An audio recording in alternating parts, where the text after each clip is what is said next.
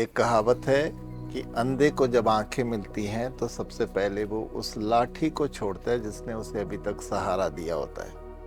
अब ये कहावत सुनने के बाद हमारा ये सबसे पहले क्या सोच आती है, क्या विचार आती है, वो हमारी ही सोच, हमारे ही विचार ये तय करते हैं कि हम अपनी ज़िंदगी में कहाँ खड़े हैं, कैसे हम दूसरों को देखते हैं, कैसे इस संसार को देखते हैं, कितनी नेगेटिविटी से मीन नकारात्मकता से देखते हैं या सकारात्मकता से यानी पॉजिटिविटी से देखते हैं।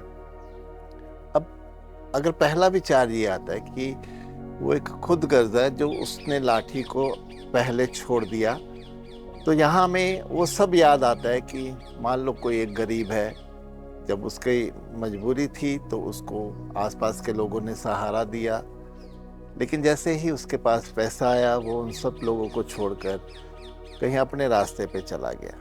या हम आज के संसार में देखते हैं कि माँ बाप बच्चों को बड़ा करते हैं और उनको पालते पोसते काबिल बनाते हैं। जब वो कमाने के लायक हो जाते हैं, अपनी ज़िंदगी के निर्णय लेने के लायक हो जाते हैं, शादी हो जाती है, तो वो माँ बाप को ही छोड़कर अपनी ज़िंदगी को चुनते हैं और आगे बढ़ जाते हैं और पीछे मुड़कर ज़्यादातर हम देखते हैं आजकल कि ऐसा होता है संसार में। तो हम इसको रिलेट करते हैं उस लाठी से ही जो उसने आंखें मिलने पर छोड़ दी। क्योंकि यहाँ पर इस वाक्य के दो पहलू निकलते हैं, दो रास्ते निकलते हैं। पहला जो हमने सोच लिया कि उसको लाठी को नहीं छोड़ना चाहिए था क्योंकि लाठी ने उसको सहारा दिया होता है। अब इसके दूसरे पहलू पे भी अगर हम ध्यान से देखें कि अगर वो लाठी को नहीं छोड़ता तो फिर वो उस लाठी का क्या करता, उसको कहाँ रखता। वो जहाँ भी उस लाठी को रखता, वो लाठी एक जगह घेरती उसकी और उसको हर पल याद दिलाती रहती कि वो कभी अंधा था। तो मैं कहता हूँ कि यहाँ पे ज़रूरत क्या है उस लाठी को संभालने की, क्योंकि ज़िंदगी तो हमेशा आगे बढ़ने का नाम है। पीछे जो हो गया ज़िंदगी में, यानी जब हम अंधे थे, बेहोश थे, नासमझ थे, जो हमसे गलतियाँ भी जीवन में हुई हैं, जो एक बेवकूफ़ियाँ हुई हैं जिससे हमें ही नुकसान पहुँचा है हमारी वजह से और हमारे आसपास के लोगों को नुकसान पहुँचा है। अब जब हमें ये समझ आ गई कि मुझे वो नहीं करना चाहिए था, तो उसको पकड़ के रखने का फ़ायदा नहीं है, क्योंकि ज़िंदगी तो आगे चलने की जो है उसका नाम है। तो हमें तो फिर अब आगे की ज़िंदगी को देखना है कि अब वो गलतियाँ, वो नासमझियाँ, वो बेवकूफ़ियाँ अब हमसे ना हो। तो हम उस लाठी को क्या करेंगे जो उस समय हमें सहारा दे रही थी, क्योंकि हमारी समझ ही उतनी थी। तो यहाँ मैं कहूँगा कि ये गनीमत है कि हमें आगे ही बढ़ना चाहिए, हमें उस लाठी को नहीं पकड़ के रखना चाहिए। तो इस संसार में भी अगर हम देखते हैं कि 5% लोग ही ऐसे हैं जो अपनी पिछली ज़िंदगी से सबक लेकर, उनसे कुछ सीख कर जब आगे ज़िंदगी में बढ़ते हैं तो अपनी सफलताओं को हासिल करते हैं, ऊँची-ऊँची अपनी ऊँचाइयों को छूते हैं। ये वही हैं सिर्फ़ 5%, बाकी जो जो परसेंटेज है 95%, क्या ये वो सोच वाले तो नहीं हो सकते जो सोचते हैं कि उस लाठी को छोड़ना नहीं चाहिए था। और ये 95% ही आप यकीन मानिए उन 5% लोगों का अनुसरण करते हैं, उनके पीछे चलते हैं, क्योंकि वो बहुत सक्सेसफुल होते हैं। तो मेरा यही है कि उस लाठी को हमने सीख लेना चाहिए। और जब हमें ये याद है कि हम कभी अंधे थे, लाठी ने हमें सहारा दिया था, तो वक्त है कि हम दूसरों की लाठी बन जाए। क्योंकि जब हम मजबूर थे, जब हमें ज़रूरत थी दूसरों की, दूसरों ने हमारी मदद करी, तो हम बहुत कृतज्ञ रहते हैं, आभारी रहते हैं उन लोगों के जिन्होंने हमें उस समय पे मदद की। तो आज अगर हम काबिल हैं तो हमें भी दूसरों की मदद करनी चाहिए, दूसरों की लाठी बन जानी चाहिए, उनका मार्गदर्शन करना चाहिए, ताकि वो भी अपनी ज़िंदगी में अपनी लाठियों को छोड़ सकें। तो यहाँ ये तय करता है कि हमारी ये जो आज की सोच है वो हमें कहाँ तक लेके जाएगी।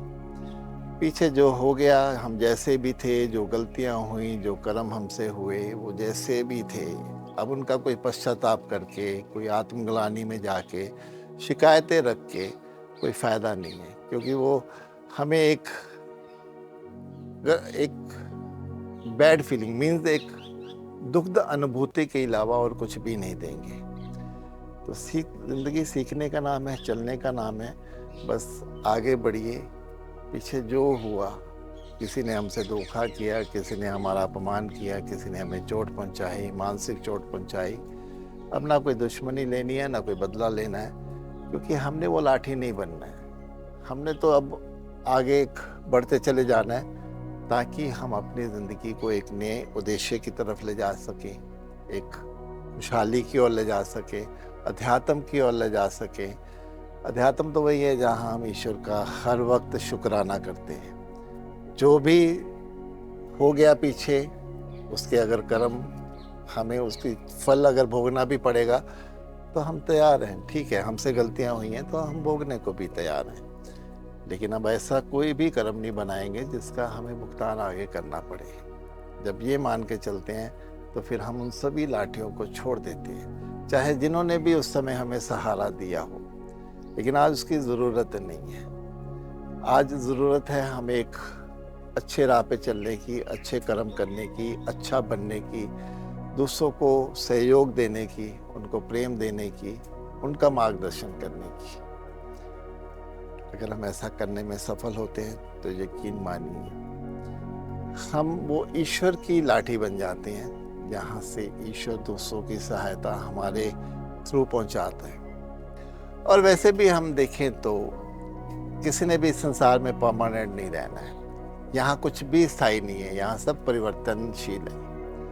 आज अगर हम कहीं ताकतवर बन जाते हैं और दूसरों की सहायता नहीं करते बल्कि उनका शोषण करते हैं, तो ये जो ताकत है एक दिन यही हमारे लिए अभिशाप बन जाएगी। जहाँ दूसरों की बद्दुआ, दूसरों की एक हाय जो अगर हम लेके चलते हैं जीवन में, तो उसका क्या फ़ायदा, हमें मिलेगा भी क्या? अगर हम थोड़ा फ़ायदा अपना कर भी लेते हैं तो उससे कोई हमारा लंबा फ़ायदा तो होने वाला नहीं है, क्योंकि जो फ़ायदा हम कर लेते हैं वो थोड़े समय के लिए रहता है, फिर उसके बाद फिर ख़त्म हो जाता है। इसीलिए ये भी याद रखना कि मुझे इस संसार में परमानेंट तो मैंने रहना नहीं है, तो मेरे से जो अच्छा हो सके, जितना दूसरों के लिए कर सके, जितना ईश्वर के साथ जुड़ सके, जितना ईश्वर का जो मैसेज है वो दूसरों तक पहुंचा सके, अगर हम यकीन मानिए इतना करने में सक्षम हो जाते हैं तो ज़िंदगी हमारी बहुत सुंदर बन जाती है।